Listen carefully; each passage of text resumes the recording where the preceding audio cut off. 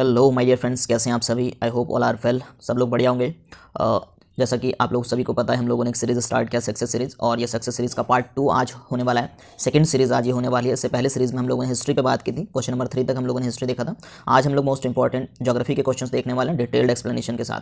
तो देर नहीं करते हैं, स्टार्ट करते हैं। द फर्स्ट क्वेश्चन इज कौन सा सुमेलित नहीं है की बात कर रहे हैं। सुमेलित नहीं है, ध्यान देना है, इन पॉइंट्स पर आपको विशेष ध्यान देना है।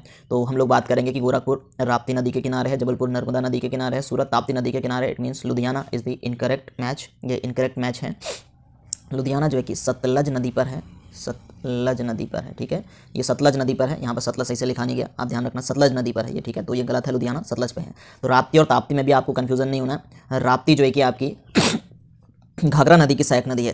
राप्ती किसकी है? घाघरा की सहायक नदी है। जबकि ताप्ती आप देखेंगे, ताप्ती जो है कि ये स्टार्ट होती है आपकी एमपी से, स्टार्ट होती है ताप्ती, और फिर ये एमपी से स्टार्ट होकर के महाराष्ट्र आती है, महाराष्ट्र से गुजरात आती है, और गुजरात से फिर उसके बाद जो है कि खंबात की खाड़ी में आकर के ये गिर जाती है, अरब सागर में मिलती है। खंबात की खाड़ी से अरब सागर में मिल जाती है। तो ये ताप्ती और Rapti both are different rivers, दोनों अलग रिवर हैं।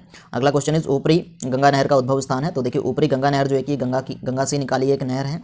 ये एक कृत्रिम नहर है, जिसका जो है कि आपको ध्यान रखना है कि नदी क्षेत्रों को सिंचाई के पर्पज़ से जो है कि इसको बनाया गया था।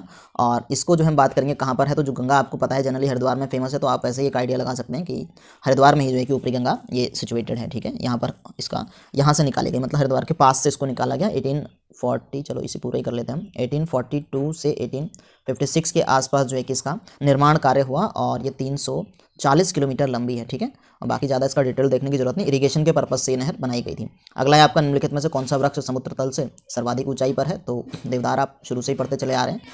अगला है आपका, नागार्जुन सागर बांध बना हुआ है। तो ये this is the most important question. Nagarjuna Sagar जो आपका बांध है, ये कहाँ पर बना हुआ है, आपको इसका आंसर देना है, ठीक है। तो गोदावरी पे है, या फिर कावेरी पर है, नर्मदा पर है, या कृष्णा पर है। तो आंसर इज कृष्णा, कृष्णा नदी पर ये सिचुएटेड है। मोस्ट इंपॉर्टेंट है, आपको ध्यान रखना है इसके बारे में। क्यों इंपॉर्टेंट है? क्योंकि इससे कई प्रश्न आपके बनते हैं, ठीक है। नागार्जुन सागर बांध से कई प्रश्न आपके बनते हैं। तो पहले तो जैसे रिवर का ही पूछ लिया, तो आपको पता है कृष्णा नदी पर है। आपसे स्टेट पूछ लिया, तो तेलंगाना में ये सिचुएटेड है। और आपसे पूछे इसकी जो है कि एक एक पॉइंट में सारा लिख लेता हूँ, कुछ भी प्रश्न आपका बने। 124 मीटर जो है कि इसकी ऊंचाई है, और 1550 मीटर जो है कि इसकी लंबाई है। इतना इसका लंबाई हो गया, इतना इसका ऊंचाई हो गया। तेलंगाना में स्थित है, कृष्णा नदी पर स्थित है। और इसके निर्माण कार्य की बात करेंगे, तो इसका निर्माण कार्य 10 दिसंबर 1955 को नेहरू जी के माध्यम से इसका निर्माण कार्य करवाया गया था। लेकिन 1955 में ये स्टार्ट नहीं हुआ था। इसकी स्टार्टिंग जो हम मानेंगे, जो ये वर्किंग में आया 1967 से जो है कि ये वो वर्किंग में आता है, ठीक है। तो इसके बाद नेक्स्ट क्वेश्चन आपका हो जाएगा कि भारत का प्राचीनतम विशाल उद्योग कौन सा है। तो प्राचीनतम भी पूछ रहा है और विशाल भी पूछ रहा है। तो प्राचीनतम और विशाल दोनों की अगर हम बात करें, तो ये सूती का कपड़ा उद्योग है। आपने देखा होगा इंडस वैली सिविलाइजेशन, जब हम लोगों ने चैप्टर पढ़ा था, तो हम लोगों ने इसमें एक साधना की अवस्था में बैठे हुए एक साधु देखे थे। तो वो हाफ ऐसे कटिंग में दिखा रखा है, उनको एक शॉल ओढ़ा हुआ दिखा रखा है। तो ये सूती कपड़े का माना जाता है, उस पर 3 पत्ती का ऐसे करके डिज़ाइन है, ठीक है। तो सूती कपड़ा उद्योग हो गया। अगला है आपका, पृथ्वी के निकटतम दूरी पर स्थित ग्रह है। आपका कौन सा ग्रह पृथ्वी के सबसे नज़दीक है। तो कभी आपसे ये भी प्रश्न पूछ लेता है। पहले तो इसको हम देख लेंगे, शुक्र है जो पृथ्वी के सबसे नज़दीक है। वैसे तो 2 हैं, एक तरफ को आप देखेंगे कि मैं सीक्वेंसी लिख लेता हूँ, एम वेम जे सन। तो आपको 2 ग्रह में कन्फ्यूजन हो जाता है कि आप कहीं मंगल है कि भैया शुक्र है, दोनों ही जो है कि इसके नज़दीक नजर आते हैं। तो जो सर्वाधिक नज़दीक है, एक तो नज़दीक की बात करें तो मंगल और शुक्र दोनों ही इसके नज़दीकी ग्रह हैं, लेकिन सर्वाधिक नज़दीक जो है कि वो शुक्र है, पृथ्वी से सर्वाधिक नज़दीक, ठीक है। तो आपसे क्रम भी पूछ लेता है, तो क्रम क्या है आपको ध्यान रखना है। कभी कभी आपसे प्रश्न पूछता है कि क्रम बताओ भाई, सूर्य की दूरी से स्थिति के अनुसार ग्रहों का क्रम, सही क्रम बताइए या ग्रहों का क्रम बताइए। तो आपको ध्यान रखना है एम वेम जे सन, ठीक है। यानी कि आपका Mercury, Venus, Earth, Mars, Jupiter, Saturn, Uranus, Neptune. तो बहुत इजी है, एम वेम जे सन, Mercury, Venus, Earth, Mars, Jupiter, Saturn, Uranus, Neptune, ठीक हो गया। इसके बाद शुक्र से रिलेटेड और बहुत सारे क्वेश्चन बनते हैं कि शुक्र से रिलेटेड 5 पॉइंट आपको ध्यान रखने, इंपॉर्टेंट 5 पॉइंट्स आपको शुक्र के याद कर लेंगे, तो इससे कई आपके प्रश्न बन जाएंगे। एक तो आपसे पूछा जाता है सर्वाधिक गर्म ग्रह कौन सा माना जाता है, सर्वाधिक गर्म ग्रह, ठीक है। तो आपसे पूछे सर्वाधिक गर्म ग्रह कौन है, तो शुक्र है पहला पॉइंट। दूसरा पॉइंट आपसे पूछता है कि पृथ्वी की जुड़वा बहन, पृथ्वी की जुड़वा बहन के नाम से किसे जाना जाता है। तो पृथ्वी की जुड़वा बहन भी शुक्र है। तीसरा पॉइंट आपसे पूछा जाता है सांझ का तारा, ठीक है, सांझ का तारा। अगला आपसे पूछा जाता है भोर का तारा, ठीक है। और अगला आपसे पूछा जाता है कोई भी उपग्रह नहीं है, इसका कोई भी उपग्रह नहीं है, ठीक है। तो ये 5 point you have to remember about the शुक्र के बारे में। ये 5 पॉइंट आपको याद रखना है। सदाबहार वन पाए जाते हैं, सदाबहार वन यानी कि आपके हमेशा सदाबहार भी है, मतलब हमेशा हरे भरे रहेंगे, और वर्षा भी होगी इनमें। तो ऐसे वन जो पाए जाते हैं ये ट्रॉपिकल रीजन में पाए जाते हैं, इक्वेटर के आसपास के जो एरिया हैं यहाँ पर पाए जाते हैं, ठीक है। ऐसा इसलिए होता है क्योंकि 10 डिग्री नॉर्थ और साउथ के बीच के आसपास ये वन पाए जाते हैं, 10 डिग्री के आसपास।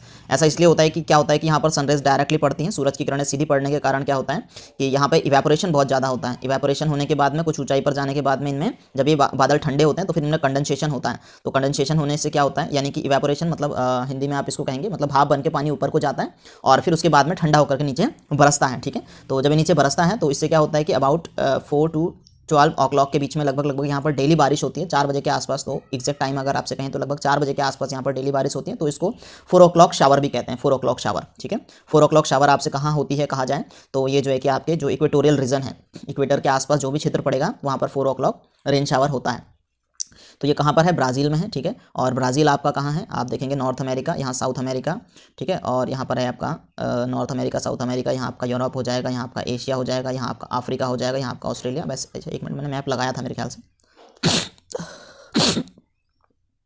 ये आप देख पाएंगे, ठीक है। तो ये मैप लगाएं, यहाँ पर आप देखेंगे यहाँ पर अमेजन रिवर है, यहाँ पर अमेजन रिवर है, और इसको हम अमेजन बेसिन भी बोलते हैं, अमेजन बेसिन बोलते हैं। तो अमेजन बेसिन में ब्राज़ील में, ठीक है, ब्राज़ील में अमेजन बेसिन में जो है कि यहाँ पे आपका, और ये जो इक्वेटोरियल रीजन आप देख पा रहे हैं, इक्वेटर के आसपास का जितना भी क्षेत्र है ये इक्वेटर के आसपास का, यहाँ पर क्या होता है कि 4 o'clock के आसपास जो है कि डेली रेनफॉल होता है। यहाँ पर डायरेक्टली सनराइज पड़ती है और फिर जो है कि हीट बनती है, हीट से क्या होता है समुद्र का पानी ये गर्म होता है और गर्म होकर के ऊपर उठता है और फिर ठंडा होकर के वापस नीचे बरसता है, यानी कि तो इससे क्या होता है कि हर दिन यहाँ पर 4 बजे के आसपास बारिश होती है। 4 o'clock रेन शावर भी इसको हम बोलते हैं। यहाँ पर ही क्या पाए जाते हैं, सदाबहार वर्षावन पाए जाते हैं, ठीक है। तो ये आपका हो गया। तो क्या था आपका क्वेश्चन, क्वेश्चन ही गायब हो गया, अच्छा ये है, ठीक है। तो इसका आंसर हो जाएगा आपका ब्राज़ील, आपका इसका करेक्ट आंसर हो जाएगा। इसके बाद आपका जब दिन और रात की अवधि बराबर होती है तो सूर्य की किरणें सीधी पड़ती है। तो सूर्य की किरणें सीधी कहाँ पे पड़ेगी भैया, सूर्य की सीधी किरणें जो है कि वो इक्वेटर पर पड़ती है, भूमध्य रेखा पर सूर्य की किरणें सीधी पड़ती है। और आपका ये भी प्रश्न बन सकता है कि दिन और रात की अवधि बराबर कब होती है। तो आपको ध्यान रखना है कि दिन और रात की अवधि जो है कि 21 मार्च और जो है कि 23 सितंबर को दिन और रात की अवधि बराबर होती है। और इसको क्या कहा जाता है, इसको एक और नाम दिया जाता है, इसको जो है कि विषुव दिवस कहा जाता है, ठीक है। इसको क्या कहा जाता है, विषुव दिवस कहा जाता है, इसको विषुव दिवस, ठीक है।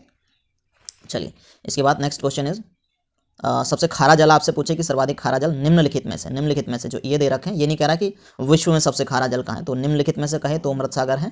वैसे जो है कि आपकी वॉन झील जो है कि सर्वाधिक खारी झील मानी जाती है, सबसे खारी झील आपसे पूछे तो कौन सी है, वॉन झील है, ठीक है। वॉन झील सबसे ज़्यादा लवणता वाली वॉन झील, इसको कहीं पर जो है कि वॉन गॉल भी लिखा हुआ आता है, वॉन गॉल, वैसे एग्जैक्टली जो है कि वॉन झील के नाम से जानी जाती है सर्वाधिक लवणता, तुर्की की, ठीक है, तुर्की की झील है ये। चलिए इसके बाद नेक्स्ट क्वेश्चन आपका आ जाएगा लेयर्स ऑफ द एटमॉस्फेयर, है ना, वायुमंडल की विभिन्न परतों की बात हो रही है। तो नहीं, परतों की बात नहीं हो रही है, कह रहा है कि समताप मंडल में ओजोन परत का कार्य पूछ रहा है। तो बड़ा इजी क्वेश्चन हो गया, कार्य क्या है, तो ये क्या करती है आपको पता है कि पराबैंगनी किरणों को पृथ्वी पर आने से रोकती है।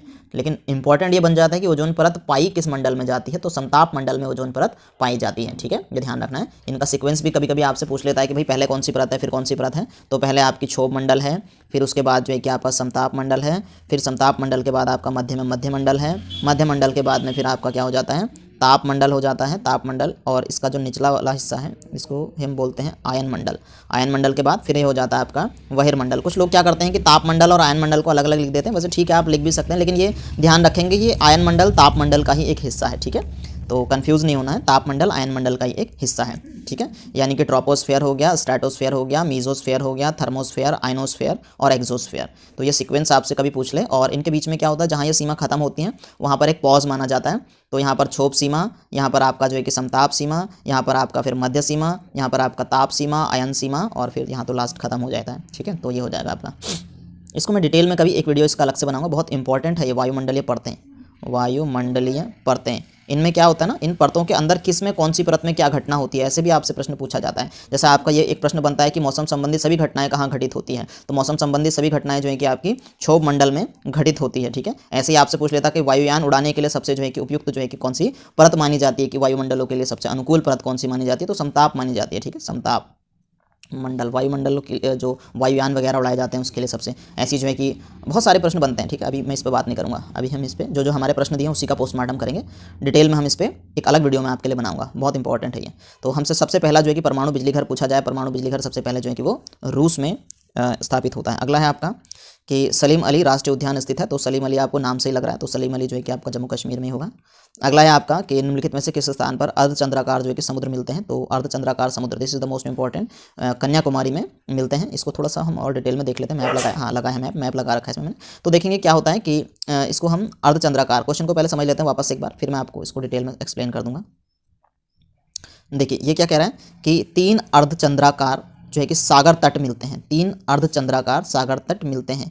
ऐसे पहले मैं यहीं पे ही बता देता हूँ, यहाँ पर आपका बे ऑफ बंगाल है, यहाँ पर इंडियन ओशियन है और यहाँ पर अरेबियन सी है, यहीं पे बता देते हैं मैप में क्या। तो यहाँ तमिलनाडु का जो निचला हिस्सा है यहाँ पर कन्याकुमारी, ठीक है।